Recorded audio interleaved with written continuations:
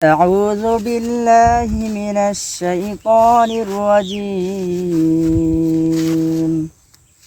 بسم الله الرحمن الرحيم يا بني إسرائيل اذكروا نعمتي التي أنعمت عليكم وأني فضلتكم على العالمين আসসালামু আলাইকুম রহমতুল্লাহ। বিসমিল্লাহির রহমানির রহিম। আল্লাহ তাআলা সূরা বাকারার ৪৭ নম্বর আয়াতে বলেছেন, এখানে আল্লাহ তাআলা বলেছেন যে, হে বনি ইসরাইল, তোমরা আমার নিয়ামতকে স্মরণ করো, যে নিয়ামত আমি তোমাদেরকে দিয়েছি, এবং নিশ্চয়ই আমি তোমাদেরকে বিশ্ববাসীর ওপর শ্রেষ্ঠত্ব দিয়েছি।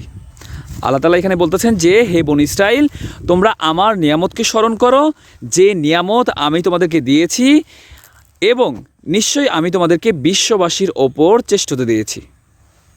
একে বোঝার মতো তৌফিক দান করুক, এবং আল্লাহ রাসূলের মাধ্যমে যা কিছু আমাদের কাছে পাঠিয়েছে তা গ্রহণ করা এবং তারপরে আমল করা তৌফিক দান করুক।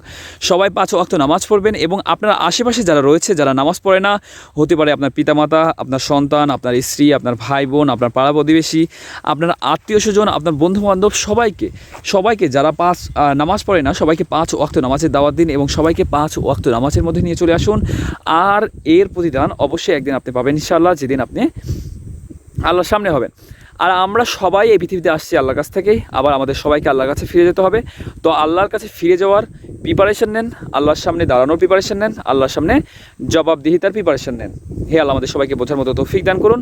হে আল্লাহ আমাদের সবাইকে হিদায়াত দান করুন।